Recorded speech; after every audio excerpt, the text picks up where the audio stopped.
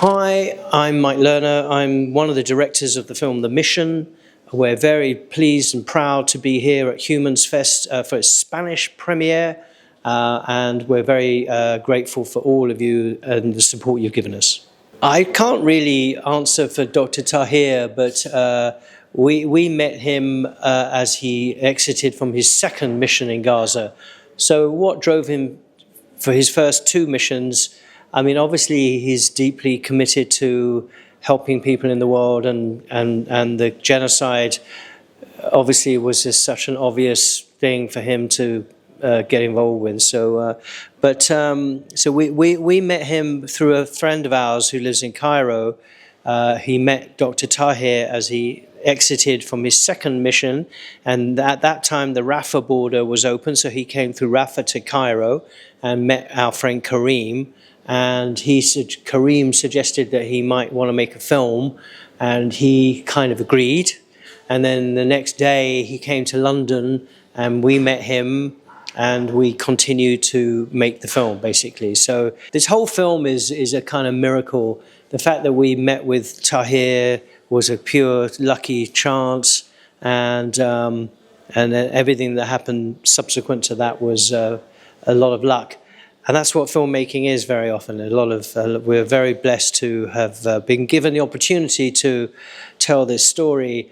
Obviously, an important fact is the majority of the film was filmed by Dr. Tahir's two of his nurses in Gaza, and these guys are still in Gaza, and they did an amazing job.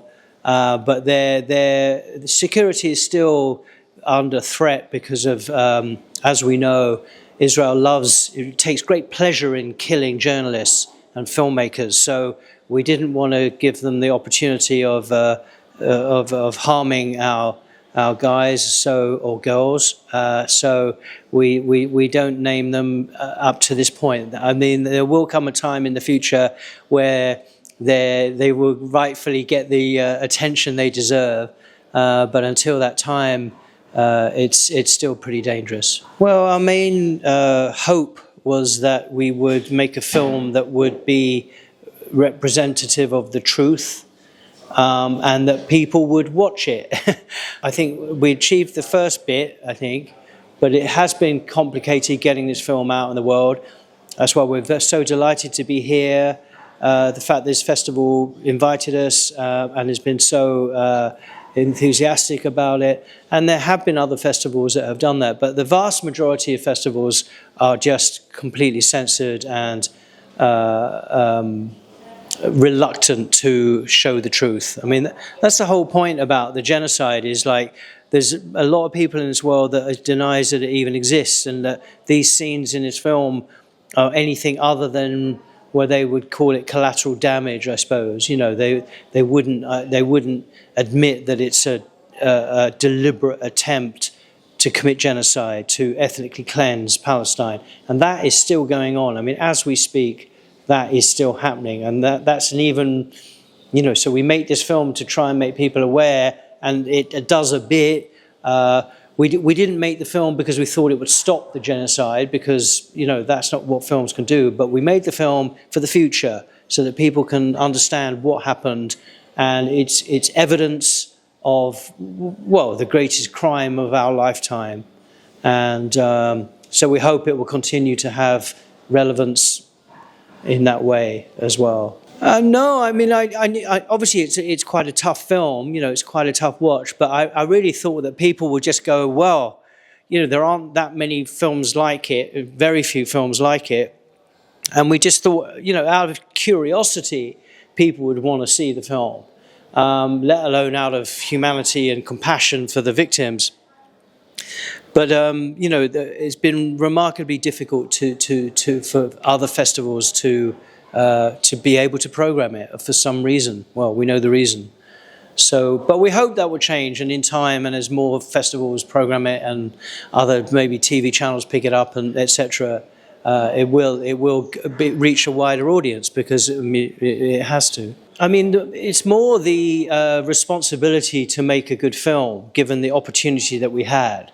So, I mean, as much as the material is obviously pretty shocking, I was more worried about whether we would do an adequate job or not, and in the time that we had, and with the resources that we had. So, I mean, in a way, when you're involved in something like this, you don't have a lot of time to process emotions, really. You're just, focused on getting it done and doing the best job you can, and then trying to get it to as wide an audience as possible. And that bit has been less successful, I think.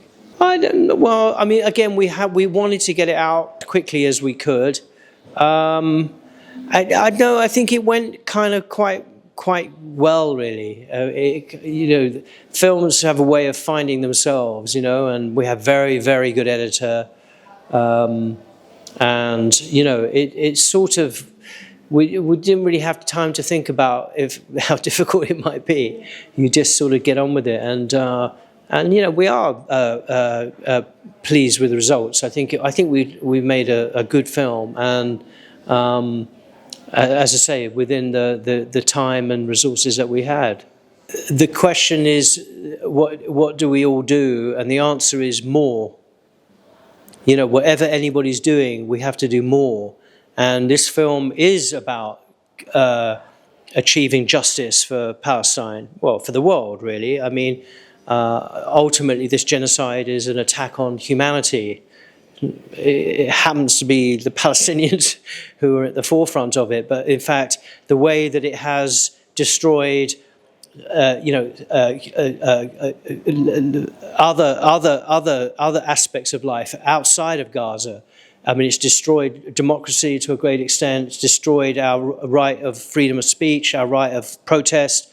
These are very real injuries to society.